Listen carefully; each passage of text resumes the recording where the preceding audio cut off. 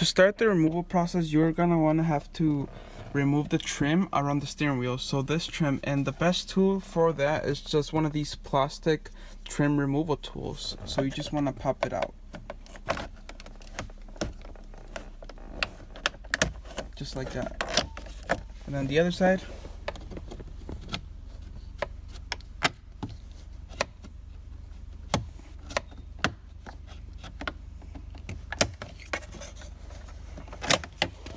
And then after this, you just want to leave it like that, but just move it a little bit up. Just like that. The next step is to try to remove these vents. So what you want to do is insert your Audi tool into the second from the top row of the vents, and then go all the way to the back, and then grab the side, for in this case the left side of the vents, and you want to pull out. And then you're gonna see one of the sides come out. Now you want to do the other side and do the same thing. So go on the second from the top and then pull all the way from the back until it comes off. It's gonna take a little bit of force, but you should be able to do one side at a time, and then it should just come out. I didn't disconnect the cables because you can just leave it hanging like that and then continue with the next step of the process. To start the removal process of these switches, you're gonna have to push on the right part of this tab, and it's gonna pop the left side out. The same thing for this one. Push the right side on, and it's gonna push the left tab out. After this, you wanna grab the left side. Let me see if I can get it closer. So now that this side, the left side is popped out, just lift it and then grab the plastic piece and it should come right off. And then the same thing for the other one. So now that part is already pushed out, just grab it. You can even want to like wiggle both sides in and grab it. In order to remove these two switches, you're gonna need your Audi tool, and then you're gonna want to insert this tool on the left hole here, and then just pull straight out. It's gonna take a lot of strength, but just be careful and do it carefully.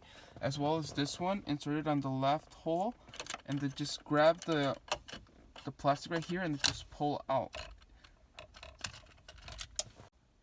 After the entire switch assembly is removed, all you have to do is disconnect this little connector, which you just push down and then push out.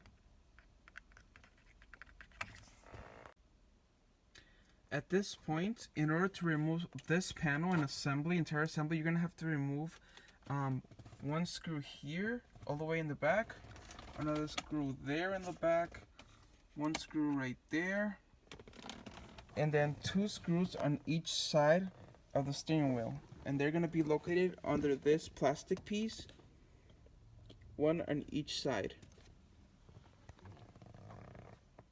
At this point, you want to disconnect this gray connector. I already took it off, but all you have to do is push down on the gray tab and then push this purple tab up like this,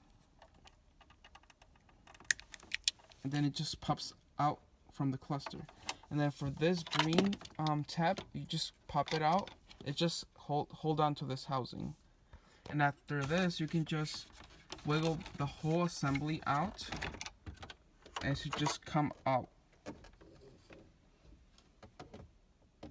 At this point, when you have removed the entire assembly, you can just lay it down here. There's no need to disconnect the wires going into the big display here. You can just leave it here, and then we can try to remove the cluster from here. All you need to do is remove the 6 screws from the back that are holding the cluster into the main assembly. So the 6 screws are these gray screws, and they're torque screws, and they're 1, 2, 3, 4, 5, and 6.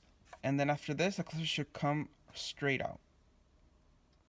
After all the screws are removed, the cluster just comes out. After this, you're all done. All you have to do is go to our website, which is TaninAutoElectronics.com, and download our work order form, fill it out, and include it with your cluster and send it in. Thank you so much for watching.